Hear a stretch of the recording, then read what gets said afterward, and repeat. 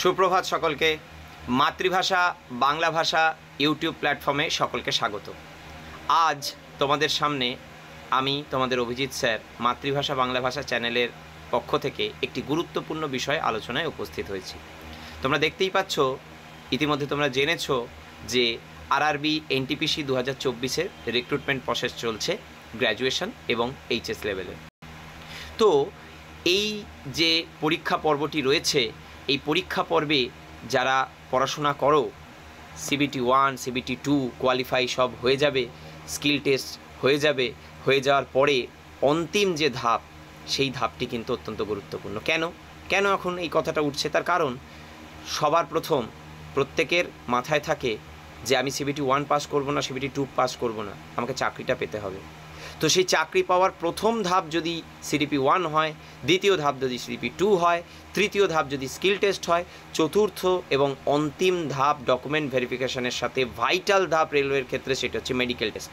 তো যারা মেডিকেল করে চিন্তা করছো, বা যারা জানোই না যে মেডিকেলে আদৌ কী থাকে, তুমি খুব ভালো পড়াশোনা করা একজন মানুষ, কিন্তু তোমার মধ্যে যদি এই সমস্যাগুলো থেকে থাকে, তাহলে কিন্তু তুমি কোনো দিনই এই 2-3 বছরের যে প্রক্রিয়া কম বেশি, সেই প্রক্রিয়ার মধ্যে দিয়ে গিয়ে তুমি শেষ মুহূর্তে যখন মেডিকেলে আটকে যাবে, তখন খুব কষ্ট হবে। ছেলেমেয়েরা যখন এসে বলে যে স্যার আটকে গেলাম, তখন শুনে খুব খারাপ লাগে। তাই তোমাদের জন্য এই ভিডিওটা করা।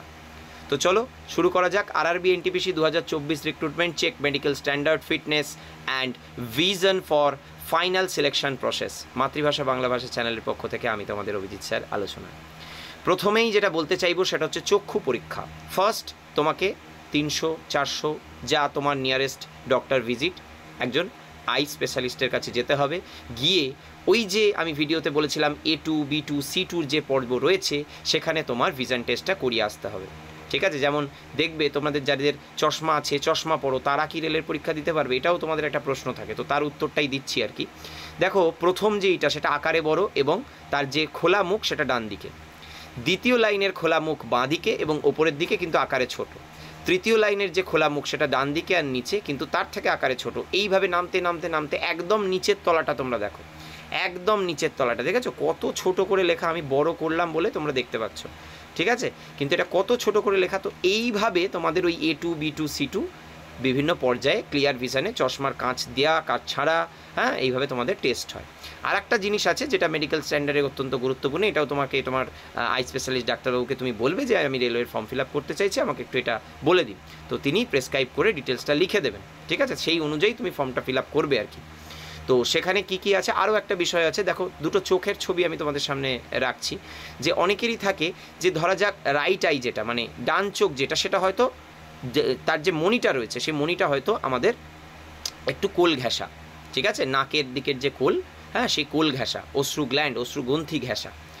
কিন্তু লেফট আই যেটা, সেটা তোমার ঠিকঠাক। তার কারণে কিন্তু তোমার দৃষ্টিভ্রম হতে পারে, মায়োপিয়া, হাইপারমেট্রোপিয়া, এই ধরনের বিভিন্ন চোখের রোগ রয়েছে, কালার ব্লাইন্ডনেস, বহু কিছু আছে, সেগুলো কিন্তু ঘটে থাকে। যেটা তুমি কিন্তু ওই যে আমি দেখতে পাই, আমি পড়তে পারি, আমার তো কখনো অসুবিধা হয়নি, তুমি হয়তো বুঝতে পারো নি, কিন্তু এখন যখন পরীক্ষা করছো তখন হয়তো দেখা যাবে যে এই সমস্যা হচ্ছে, ডাক্তারবাবু বললেন। সেই জন্য অবশ্যই প্রত্যেকে একবার আই স্পেশালিস্টের কাছে যাবে, ঠিক আছে? ছবিটা ভালো করে মন দিয়ে দেখো, তাহলেই বুঝতে পারবে। হ্যাঁ, একটা পোর্শন দিয়ে আমি বোঝানোর চেষ্টা করেছি, আরও অনেকগুলো পোর্শন আছে। অতটা করতে গেলে ভিডিও লেন্দি হয়ে যাবে, আর প্রয়োজনও নেই, কারণ এটা তুমি নিজে করতে পারবে না, এটা তোমাকে স্পেশালিস্ট ডক্টর দিয়েই করাতে হবে, ঠিক আছে? নেক্সট, এইবার আমরা একটু আলোচনা করে নেব যে সমস্ত টেস্টগুলো মেডিকেলের হয়, তার মধ্যে টপ 10 টেস্ট নিয়ে। টপ 10, বারবার বলছি, এছাড়াও কিছু টুকরো টাকরা হয়, সেগুলোকে আমরা হিসাবে ধরি না, কিন্তু টপ 10 টেস্ট। ফার্স্ট কি? ফার্স্ট হচ্ছে তুমি যখন মেডিকেল রাউন্ডে যাবে, সেখানে ফার্স্ট তোমার বিপি টেস্ট করা হবে। আর কি টেস্ট করা হবে? পালস টেস্ট করা হবে। ফার্স্ট, একদম ফার্স্ট, এটা প্রথমে হবেই, এটাই শুরু, ঠিক আছে? এর পরবর্তী ধাপ কি? ENT. E for eye, N for nose, T for throat, মানে নাক কান গলার ডাক্তারবাবু।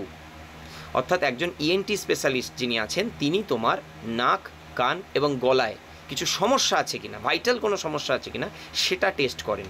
এখানেও একটা কথা বলি, যদি কারো মনে হয় যে আমাদের ইএনটির সমস্যা রয়েছে, ঠিক আছে, ইএনটির কোনো সমস্যা রয়েছে বা থাকতে পারে বা ছিল বা আছে কিনা দেখবো, সেক্ষেত্রে তোমাকে একবার ইএনটি স্পেশালিস্টের কাছেও একটা জেনারেল স্টেটমেন্ট নিয়ে আসতে হবে যে না, আমার নাক কান গলা ঠিক আছে, কোনো সমস্যা নেই। সর্দি হলে একটু নাক বন্ধ কান বন্ধ, সেটা অন্য জিনিস, সেটা এই পর্বের বিষয়ই নয়, কেমন? নেক্সট, টপ 10 মেডিকেল টেস্টের 3 নাম্বার পার্ট আই টেস্ট। এই আই টেস্টের ক্ষেত্রে কিন্তু এই আই টেস্টটাকে আমি কালার ব্লাইন্ডনেস বলছি, কালার ব্লাইন্ডনেস। তো রং চিনতে গিয়ে সমস্যা, ঠিক আছে, চশমার কাঁচ লাগানোর পরেই কিন্তু রং চিনতে গিয়ে তোমাদের সমস্যা হতে পারে, কেমন? তো এইটা হচ্ছে কি তোমাদের ওই কালার ব্লাইন্ডনেস টেস্ট, ঠিক আছে। আই টেস্টের মধ্যেই টোটাল পর্বটা পড়ে যায় আর কি। আমি স্টেপ বাই স্টেপ দেখাচ্ছি, যেভাবে তোমরা ফেস করবে মেডিকেল টেস্ট সেইভাবে আমি একটু তোমাদের দেখানোর চেষ্টা করছি। নেক্সট 4 হচ্ছে এই আই টেস্টটাকে কিন্তু ওই কালার ব্লাইন্ডনেসের 3টে পর্বে দেখানো হয়। দেখো ছবিতে তোমাদের দেখিয়েছি যে একটা চোখে তোমার একবার বাঁ চোখে একবার ডান চোখে তোমার কালো ঠুলি পরিয়ে দেওয়া হবে, চশমার মতো বন্ধ করে দেওয়া হবে, তোমার একটা করে চোখ টেস্ট হবে যে তুমি লাল আলোটা চিনতে পারছো কি না, হলুদ আলোটা চিনতে পারছো কি না, কখনো 3টে আলো একসঙ্গে জ্বলবে, কখনো একটা করে আলো জ্বলবে, ঠিক আছে। এই মেডিকেল টেস্টটাও কিন্তু তোমাদের ওখানে তখন হবে। তো এই সমস্তগুলো তোমরা আগে থাকতে নিজেরা কিন্তু একটু স্পেশালাইস্টের কাছে দেখে নিতে পারো, কারণ আলটিমেটলি তুমি এত ফর্ম ফিল আপ করবে, পড়াশোনা করবে, পাস করবে, শেষমেশ গিয়ে যদি মেডিকেলে আটকাও তাহলে তোমার লক্ষ্য, মূল লক্ষ্য যেটা চাকরিটা, সেটা কিন্তু হবে না, ঠিক আছে। শেষ পর্ব হলেও অত্যন্ত গুরুত্বপূর্ণ, কারণ সবাই জানে সব ভালো তার, শেষ ভালো যার। যাই হোক, চলো নেক্সট 5ম যেটা, সেটা হচ্ছে ইসিজি, ইকোকার্ডিওগ্রাম করা হবে। তোমরা দেখতেই পাচ্ছ স্ক্রিনে, এরকম তোমাদেরও হয়েছে কখনো, বা বাবা দাদু ঠাকমাদের করিয়ে নিয়ে এসছো ইসিজি, বুকে ব্যথা হচ্ছে, একটু চিনচিন করছে, ডাক্তার বলেছেন একটা ইসিজি করে নাও। খুব বড় কিছু নয়, সামান্য হৃদরোগ যদি খুব একটা ভাইটাল কিছু না থাকে তাহলে ইসিজি রিপোর্ট ক্লিয়ার আসে, কোনো সমস্যা হবে না আশা করছি এক্ষেত্রেও তোমাদের।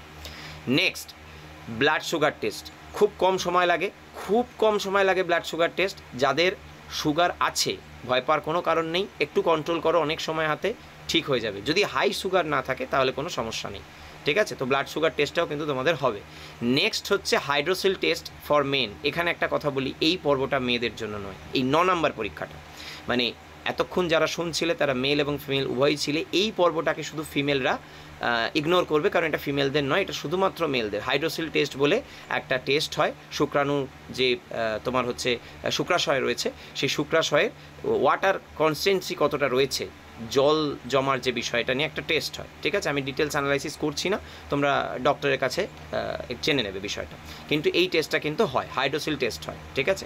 আর লাস্ট যেটা আমি তোমাদের জন্য রাখবো, এটা সবার ক্ষেত্রে, এখানে আর কোনো মেল ফিমেল নেই, শুধু 9 নাম্বারটাই মেলদের জন্য, ফিমেলদের জন্য নয়।